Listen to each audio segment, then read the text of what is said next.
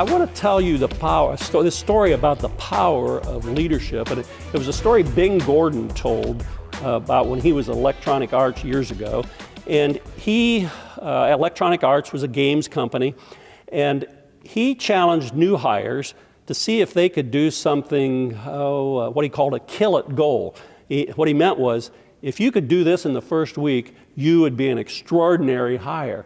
He challenged his new hires this way, and he tells this story about one young fellow just out of college that he put on a team that they're building what they call quests, game quests, and they needed to get 100 of these game quests out in the next 90 days before they could release their new product to the marketplace. So he puts this sixth person on a team. There's already 5 there, and they've got 90 days to complete these 100 quests.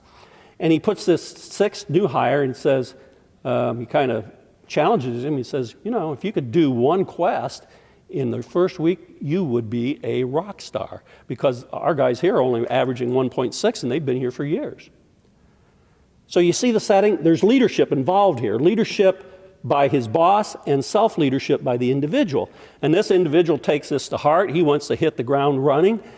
And by Wednesday of that week, he starts to realize that the tools they're using to build these quests are not very good. And he sees some ways to fix them. So he goes to his boss, who is not the guy who hired him, and says, I'd like to change these. And his boss says, no, really, you shouldn't do that right now. It'd be disruptive to the rest of the team. He goes around his boss to the guy that hires him and says, I think I could do this a lot faster if we fix this. And the guy who hires him says, well, can you do this on your own? Can you make this happen without disrupting the team? And he says, I think I can.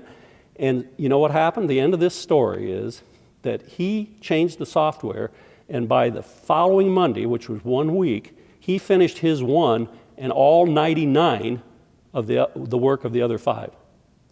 So in 1 week, he finished 15 man-months worth of work. What made this happen? What unlocked this? Well, it's self-leadership. It's leadership from his team member. It's the idea of challenging someone and giving them the opportunity to go out, color outside the lines and make something happen. I can't overstate how critical self-leadership is. So let me finish with this quote.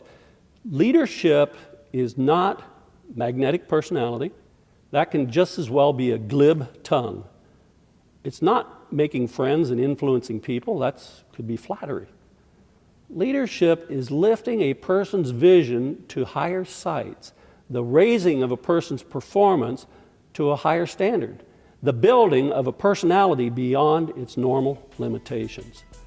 Top performing organizations have to cope with this challenge of building leadership.